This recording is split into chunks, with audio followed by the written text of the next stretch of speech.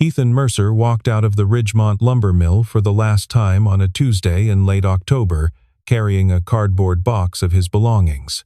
His 6-year-old daughter, Rosie, was waiting on the dirt clearing beside the road. "Daddy, did you get fired?" He said nothing. He took her hand and started walking. Then the sky split open. 2 helicopters descended through the clouds, landing right there on the clearing, blasting dust in every direction. A woman in surgical scrubs stepped out and looked directly at him. "We need Dr. Mercer. Right now." Rosie looked up at her father. "Daddy, you're a doctor?" Before we go any further into this story, if you believe that people sometimes hide the best parts of themselves, not out of selfishness but out of pain, take a moment right now to hit that like button, drop a comment telling us where you are watching from, share this with someone who needs to hear it, and subscribe to this channel. Stories like this one deserve to be told. 3 years before that moment on the dirt road, Ethan Mercer had been one of the most respected neurosurgeons in the country. He worked at the University of Pittsburgh Medical Center, known as UPMC, where he had spent 11 years building a career that most doctors only dreamed about. He had pioneered a vascular bypass technique for traumatic brain injuries that bore his own name, the Mercer bypass. Medical journals published his research. Residents across the country competed for rotations under his supervision. He was 35 years old, married to a woman named Claire, who taught 2nd grade at a public school in the Shadyside neighborhood of Pittsburgh, and they had a 3-year-old daughter named Rosie, who thought her father's stethoscope was a toy telephone. Life was not perfect, but it was full. It was warm. It was theirs. Then, one evening in March, Ethan was 4 hours into a craniotomy on a teenage boy who had been struck by a car. His phone buzzed in the pocket of the circulating nurse. She glanced at it, and her face changed. She leaned toward the anesthesiologist. The anesthesiologist looked at Ethan across the sterile field and said nothing, because there was nothing to say while a man's hands were inside an open skull. Ethan finished the surgery. He closed. He stepped into the hallway and found Camille Lawson, the head of the trauma emergency department, standing there with tears streaming down her face. Claire had collapsed at home. A ruptured cerebral aneurysm. She had been making Rosie's birthday dinner when she fell to the kitchen floor. By the time the paramedics arrived, there was nothing left to save. Ethan ran down 3 flights of stairs to the emergency department, but he was a neurosurgeon. He knew exactly what a ruptured aneurysm meant. He knew the survival window. He knew the mathematics of brain death. And the math said his wife was gone before she even hit the floor. Camille stood beside him in the emergency room as he looked at Claire for the last time. She reached for his hand. "This wasn't your fault," she said quietly. Ethan pulled his hand away. "I operate on brains every single day," he said. His voice was flat, hollow, like a man speaking from the bottom of a well. "She died 3 floors below me." He went back to work 2 weeks after the funeral, because he did not know how to be anything other than a surgeon. He scrubbed in, held the instruments, read the scans. But his hands trembled, his focus drifted. During a routine evacuation of a subdural hematoma on an elderly woman, his hand froze mid-incision. The assisting resident had to step in and stabilize the bleed. No one was hurt. The patient recovered fully, but the incident report was filed, and the consequences were swift. Dr. Alan Voss, the chief medical officer and the man who had trained Ethan during his residency, called him into his office 3 days later. The hospital's legal counsel was already seated at the table. They told Ethan that his clinical privileges were being terminated, effective immediately. The official language was failure to maintain safe clinical standards. Ethan sat in the chair across from the man who had once called him the most gifted surgeon of his generation, and he said only 5 words. "Maybe you're right about me." Camille was the only voice of dissent. She stood up in the medical board review meeting and told them they were making a catastrophic mistake. "He just lost his wife," she said, her voice shaking. "He needs time and support, not termination. You are punishing a man for grieving." But the board had already voted. The liability was too great. The decision was final. Ethan packed his office into 2 cardboard boxes and handed in his hospital badge. 2 weeks later, he put Rosie in the car and drove 5 hours southeast to Ridgemont, West Virginia, the small mountain town where Claire had grown up. He rented a cabin at the edge of the woods, walked into the Ridgemont lumber mill, and applied for a maintenance position. He told them his name and said he had experience with mechanical repair. He did not mention the 11 years he had spent inside human skulls. And from that day forward, not a single person in that town knew he had ever held a scalpel. For 3 years, Ethan Mercer built a life that was deliberately, carefully small. He woke at 5 every morning, made Rosie scrambled eggs and toast, walked her to the school bus stop at the bottom of the hill, then drove his old pickup truck to the lumber mill. His days were spent repairing conveyor belts, replacing hydraulic hoses, cleaning sawdust from ventilation ducts, and doing whatever else Frank Hadley, the mill foreman, told him to do. He was quiet at work. He ate lunch alone on the loading dock, reading paperback novels or staring out at the Appalachian Mountains that ringed the valley. The other workers liked him well enough because he never complained, never called in sick, and always volunteered for the dirtiest jobs. But nobody really knew him. Nobody asked about his past, because in small towns like Ridgemont, a man who wanted to be left alone was usually left alone. There were moments, though, when something slipped through the careful walls he had built around himself. A week before he was let go, a mill worker named Jake Pruitt caught his hand in a band saw blade. Blood sprayed across the cutting floor. Men shouted for the first aid kit. Someone yelled to call 911, but Ethan was already there. He crossed the floor in 5 strides, took Jake's arm in both hands, and went to work with a calm that silenced the room. He identified the severed radial artery by touch alone. He applied direct pressure with surgical precision, elevated the hand above the heart, fashioned a compression bandage from his own shirt, and talked Jake through the onset of shock with steady, measured words until the ambulance arrived 14 minutes later. The paramedic who took over looked at the bandaging and stopped mid-sentence. "Who did this?" he asked, holding up Jake's hand. "This is surgical-grade work." Ethan shrugged and walked back to his station without answering. Then came the Tuesday that tore the quiet apart. Frank Hadley called Ethan into his office at 2 in the afternoon. The parent company had ordered a 15% reduction in workforce across all facilities. Ethan was the most recent hire, which made him the first name on the list. Frank looked genuinely sorry. He rubbed his forehead and stared at his desk while he delivered the news. "Nothing personal, Ethan," he said. "You're one of the best workers I've got. But the numbers don't care about that." Ethan nodded. He did not argue. He did not ask for reconsideration. He simply asked if he could collect his things from his locker, and Frank said yes. At his locker, Ethan pulled out a spare jacket, a thermos, and a small leather-bound notebook. As he lifted the jacket, the notebook slipped from his hands and fell open on the concrete floor. Inside were pages filled with hand-drawn surgical diagrams, meticulous anatomical sketches of the brain's vascular architecture, notes written in medical Latin, and tucked carefully between the pages, a photograph of Claire smiling beside a birthday cake with 3 candles. A coworker named Pete was leaning against the next row of lockers, watching. He looked down at the open notebook, then up at Ethan. "You some kind of doctor or something?" he asked. Ethan snatched the notebook shut and shoved it into his box. "Just an old hobby," he muttered. And he walked out of the building. Rosie was waiting on the dirt clearing, just like she always was after school let out. She could read her father's face better than most adults could. She saw the cardboard box and the slump of his shoulders and said, "Daddy, let's go get ice cream," because that was what her mother used to say whenever the world got heavy. Ethan managed a thin smile. He took her hand. 2 jobs. 2 terminations. First, the hospital had looked at him and said, "We do not need you," and now the lumber mill had said the same thing. The world kept reaching the same verdict.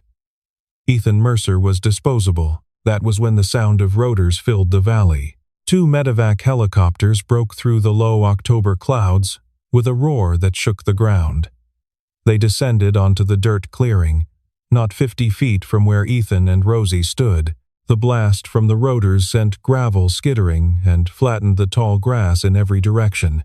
Rosie pressed herself against her father's legs, her hands clamped over her ears. The door of the first helicopter slid open, and a woman climbed out. She was wearing blue surgical scrubs beneath a flight vest, her hair pulled tight under a surgical cap. Her face was thinner than Ethan remembered, and the dark circles beneath her eyes told the story of too many overnight shifts and not enough rest.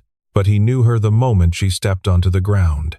Camille Lawson. She walked directly toward him, her boots crunching on the gravel, and for a long moment she just looked at him, at the oil-stained flannel shirt, at the cardboard box tucked under his arm, at the 6-year-old girl gripping his leg with both hands, eyes wide, not understanding any of it. Something moved behind Camille's eyes, some complicated mixture of grief and disbelief, and barely contained frustration at seeing a man she respected reduced to this, but she locked it down. This was not a reunion. This was an emergency. "Ethan," she said, "Governor Thomas Whitfield was in a head-on collision on Route 19 about 2 hours ago. Mountain curve, no guardrail. He has a massive epidural hematoma with deep vascular involvement. The hemorrhaging is compressing his brainstem. He needs a Mercer bypass, and he needs it within the next few hours, or he dies. Pittsburgh is 3 hours away by ground transport." He does not have 3 hours. Ridgemont Memorial has an operating room, but there is not a single surgeon in this region, or in this state, who can perform this procedure. She paused and let the words land.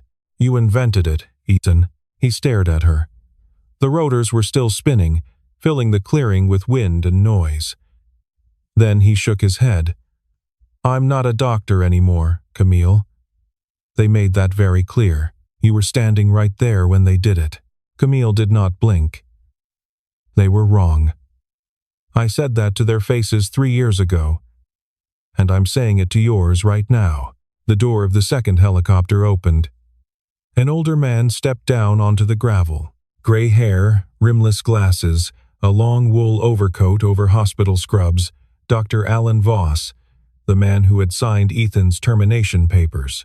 The man who had sat across a conference table and told him, to his face, that he was a danger in the operating room. Voss walked toward them slowly, each step measured, and stopped a few feet away. The 2 men looked at each other. "I know I have no right to ask you for anything," Voss said. His voice was quieter than Ethan remembered. Older, diminished, "but there is a man on that helicopter who is going to die, and you are the only surgeon alive who can save him." Ethan's jaw tightened, his knuckles whitened around the cardboard box. 3 years ago, you told me I was a liability, a risk to patient safety. You sat across a conference table and told me, to my face, that I was a danger to every patient I touched. You took my license, my career, my entire identity, and you discarded me like a piece of broken equipment. And now you land a helicopter in front of my daughter and ask me to be the surgeon you said I couldn't be? Voss absorbed every word without flinching. He had rehearsed a dozen responses on the flight down, and none of them were adequate, so he said nothing. There was nothing he could say that would undo 3 years of silence. Rosie tugged on Ethan's hand. She looked up at him with her mother's wide, dark eyes. "Daddy," she said softly, "is someone hurt?" The silence that followed seemed to stop the wind itself. Ethan stepped away from the group and pulled out his phone. He called Donna Pruitt, the elderly woman who lived in the next cabin and watched Rosie on the afternoons when Ethan worked late. "Donna, I need you to come pick up Rosie right now. Something's happened. I'll explain everything later." While they waited for Donna's car, Rosie stood close to her father and asked the question that split him open. "Daddy, are you really a doctor? Like the doctors who tried to save Mommy?" Ethan knelt down on the gravel until he was level with her eyes. He could feel the sharp stones pressing into his knee. He could feel his daughter's gaze pressing into something deeper. "I used to be a doctor, sweetheart. So I had to stop." Rosie tilted her head, the way she always did when she was working something out. "But you fixed Mr. Jake's hand last week, and the ambulance man said it was really good. You are good at it, Daddy." Camille had moved closer, near enough to hear but careful to keep her voice below the sound of the idling rotors so that Rosie would not catch the words. "You were fired because a system was terrified of a lawsuit," she said. "Not because you lost your ability. You know that. I know that. Every surgeon who ever worked beside you knows that. And the man on that helicopter is going to die if you let your wounded pride outweigh your conscience. He has a wife somewhere, maybe children, people who are waiting for a phone call that will either destroy them or save them. You know what that phone call feels like, Ethan. You know it better than anyone alive." Ethan turned on her, and the anger that had been buried for 3 years flashed hot across his face. "Don't lecture me, Camille. You are not the one they threw out like garbage. You kept your badge, your title, your paycheck. I got a cardboard box and a parking lot." Camille did not step back. Her eyes held his without flinching. "No," she said, "I am the one who had to stay inside a hospital that threw away its best surgeon and wonder every single day if I should have fought harder to stop it. Do you think that was easy? Do you think I didn't lose something too?" Donna's old sedan pulled up at the edge of the clearing. Rosie hugged Ethan tight, pressing her face into his stomach, holding on as though she could feel that something enormous was about to happen. Then she looked up at him and whispered, "Go save the person, Daddy. Mommy would be proud of you." Ethan kissed her forehead and stood. He looked at Camille for a long moment, and something shifted in his eyes. Not forgiveness. Not yet, but something close to decision. "Take me there." Then he turned to Voss. His voice was hard as iron. "But you stay out of my operating room." Inside the helicopter, Camille handed him a folded set of surgical scrubs. Ethan stripped off the flannel and work boots in the narrow cabin and pulled on the blue scrubs. It was the first time in 3 years that fabric had touched his skin. His hands were shaking, not from fear, from the sensation of stepping back into a life he had buried so deep he thought he would never have to look at it again. Camille sat across from him. She saw the tremor in his fingers. She did not comment. She simply reached over and placed her hand on his shoulder for one brief moment, then withdrew it. Neither of them spoke for the rest of the flight. Ridgemont Memorial Hospital was a small community hospital with 42 beds and 1 operating room. It was not designed for emergency neurosurgery on the governor of West Virginia, but Camille had called ahead, and by the time they landed, the surgical team had prepared everything they could. The operating room was scrubbed. The anesthesiologist was standing by. Every instrument the hospital owned was laid out on steel trays. The local staff stared as Ethan walked through the doors. Several recognized him as the quiet maintenance worker from the lumber mill who bought coffee in the hospital cafeteria. Now he was in surgical scrubs, moving through their corridors with authority that could not be faked. The head nurse, Gloria, saw the name on the surgical board. Mercer. She typed it into her phone, and her mouth fell open. Ethan stood at the scrub sink and looked at his reflection in the stainless steel mirror. The last time he had stood in front of a mirror like this was the morning Voss had ended his career. He closed his eyes, breathed in, breathed out. Then he opened his eyes. "Show me the imaging," he said. The scans were worse than Camille had described. The epidural hematoma was massive, pressing against the brainstem with lethal force. But the real danger was deeper. A ruptured branch of the middle meningeal artery had created a secondary hemorrhage, threading into the vascular web surrounding the Circle of Willis. Standard evacuation would not work. The only viable approach was the Mercer bypass, a microsurgical rerouting of blood flow around the damaged vessel, performed under high magnification with instruments most hospitals did not stock. Ridgemont Memorial did not have the specialized tools he was accustomed to. But Ethan studied what was available, selected instruments from the general surgery tray, and began making silent adaptations. Camille scrubbed in beside him. She was a trauma surgeon, not a neurosurgeon, but she was skilled enough to assist, and she was the only person in that room who understood the full weight of what Ethan was carrying. The operation began at 4:17 in the afternoon. For the first 90 minutes, everything went as well as it could. Ethan worked with a focus and fluidity that astonished the local surgical team. His hands, the same hands that had trembled while pulling on the scrubs an hour earlier, were perfectly steady beneath the surgical lights. Every incision was deliberate. Every movement was precise and economical. In the observation room adjacent to the operating theater, Dr. Voss sat watching the procedure through a closed-circuit camera feed. He did not speak, but his expression told its own story, shifting gradually from professional anxiety to something much harder to name, something that looked, unmistakably, like shame. Then, 2 hours into the operation, the secondary vessel ruptured. Blood flooded the surgical field. The monitors screamed. The anesthesiologist called out that blood pressure was crashing, and Ethan froze. His hands stopped. His eyes went distant. It was the same thing that had happened 3 years ago. The same paralysis. The same wall of ice between his mind and his body. The room went silent except for the alarms. Everyone was watching, waiting. Camille leaned in close. She did not raise her voice. She did not bark an order.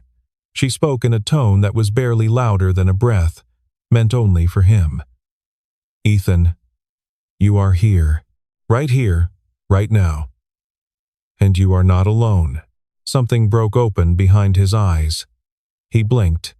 He looked down at the surgical field, and his hands began to move.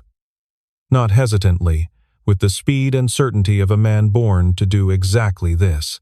He clamped the ruptured vessel, rerouted the blood flow through the bypass he had designed, and sealed the graft with a precision that made the assisting resident gasp.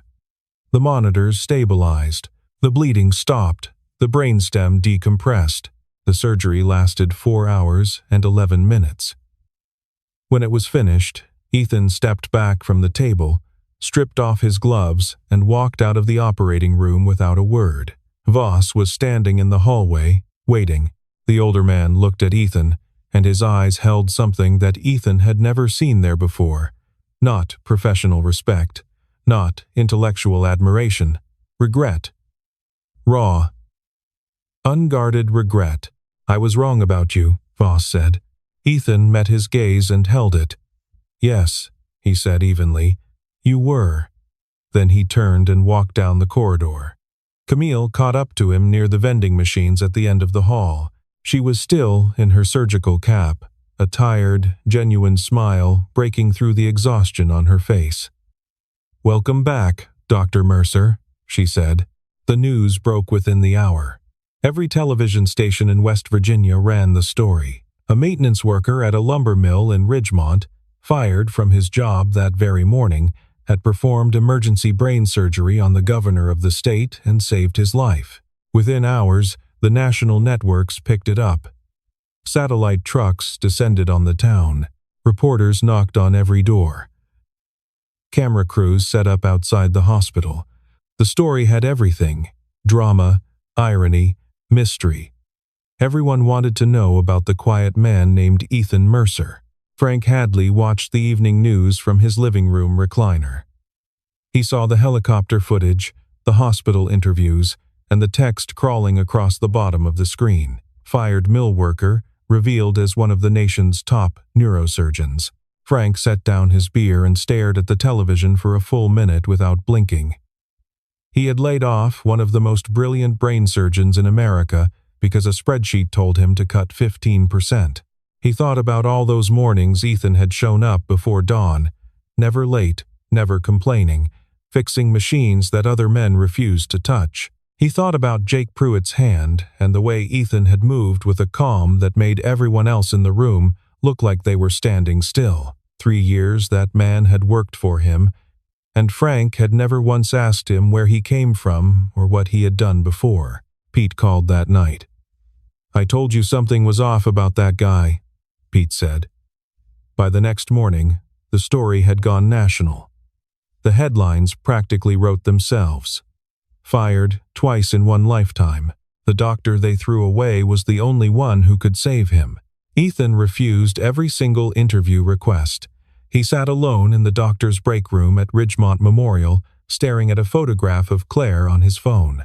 She was standing by a window, her hair catching the golden afternoon light, laughing at something just outside the frame. He could not remember what she had been laughing at, and that small forgetting hurt more than anything the hospital or the mill had ever done to him. He did not hear Camille come in. She set a paper cup of coffee on the table beside him and lowered herself into the opposite chair. For a long time, neither of them spoke. "After they fired you," Camille said finally, "I filed a formal written protest with the medical board. I told them the decision was unjust, that you were a grieving man, not a compromised surgeon. They buried the complaint. Voss called me into his office personally and told me to drop it or I would face disciplinary action." She paused. "I didn't drop it. I just learned to be quieter about it.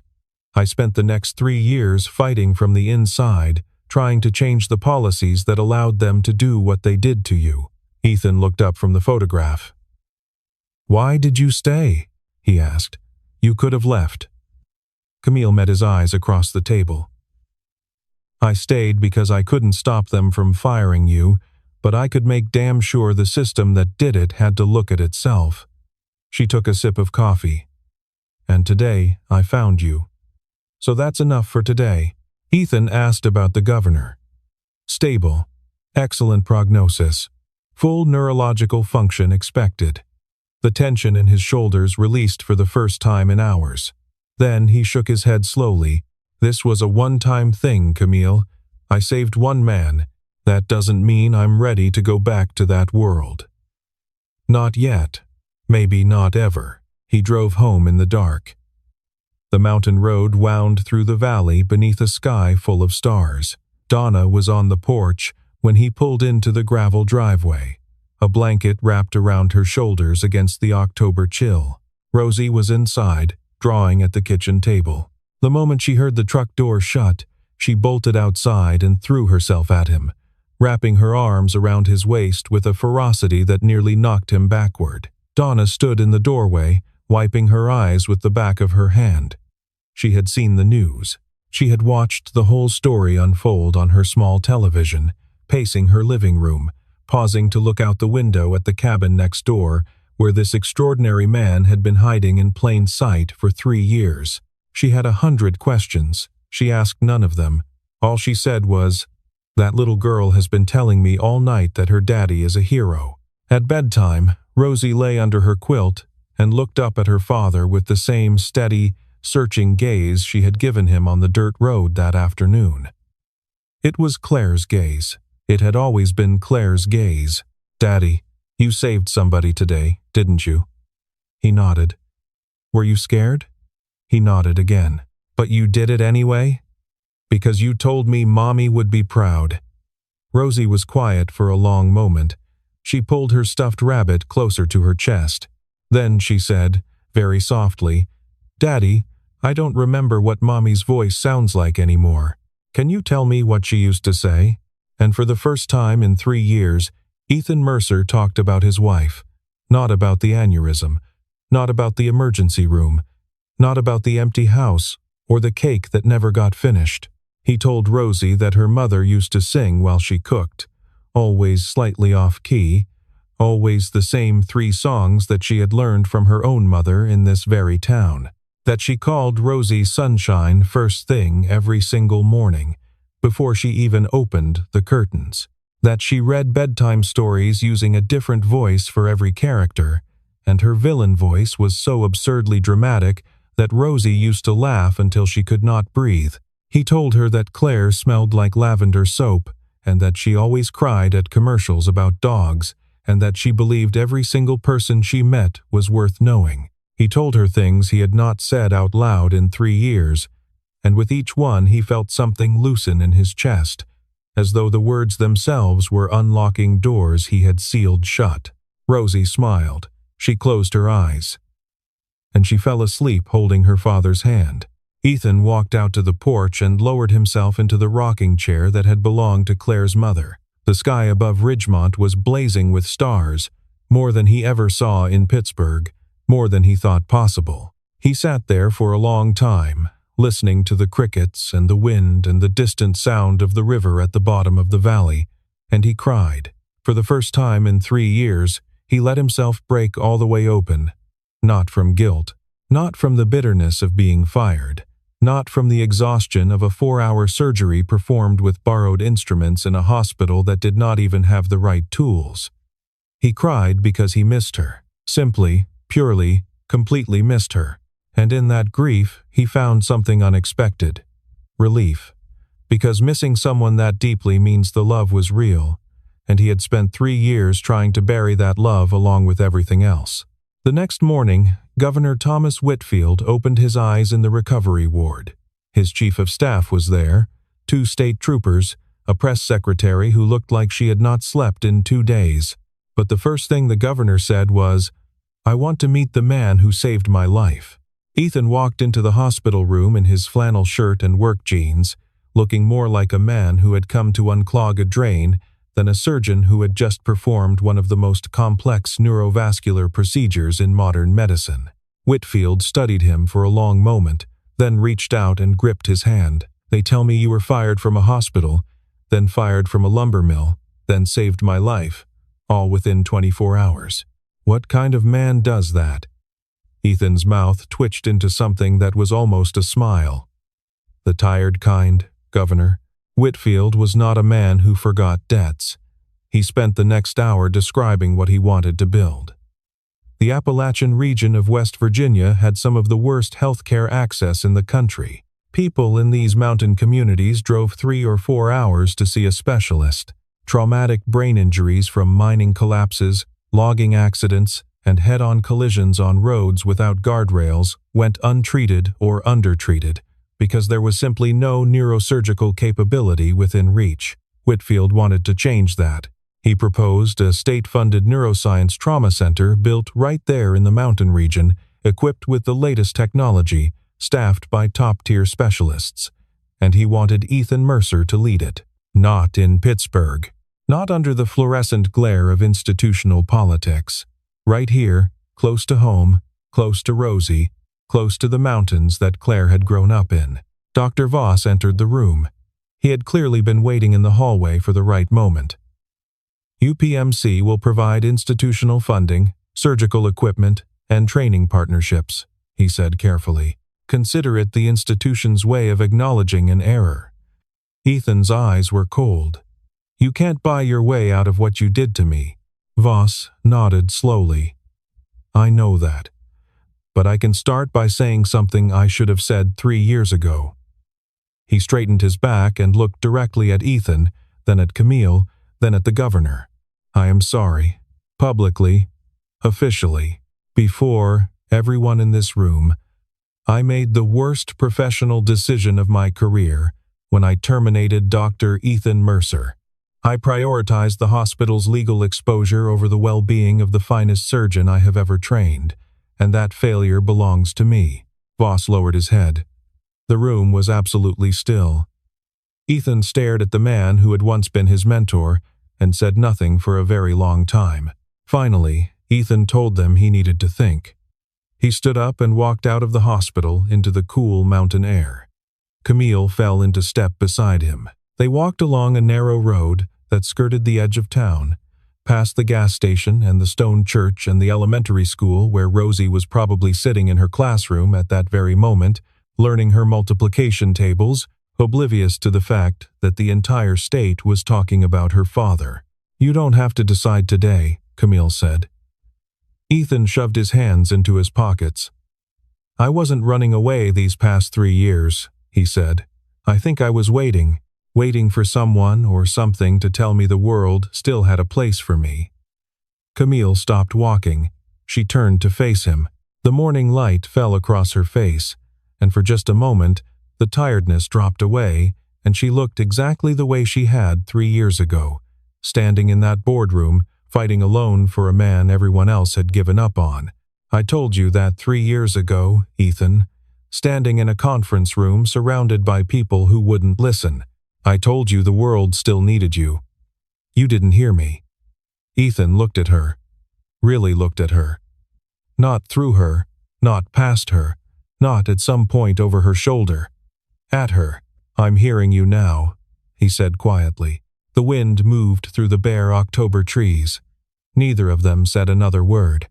But for the first time in 3 years, Ethan Mercer did not turn away.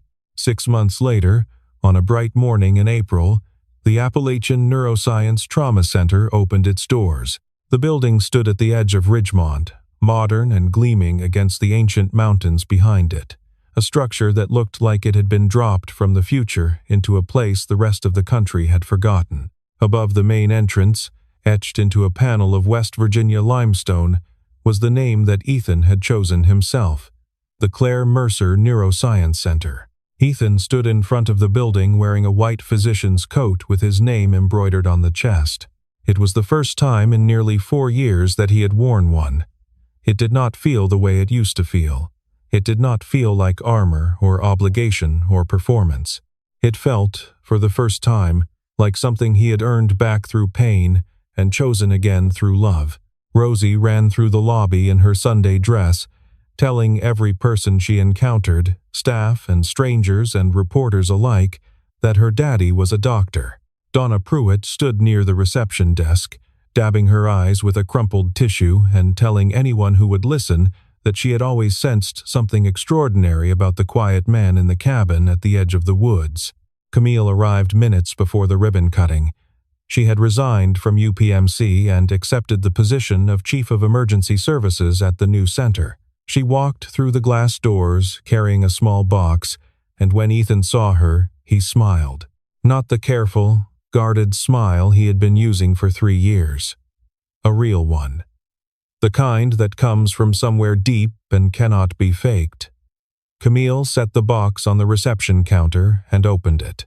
Inside was the old leather-bound notebook, the one filled with surgical diagrams and medical Latin, and the photograph of Claire beside the birthday cake. Donna had found it in the cabin weeks ago and mailed it to Camille.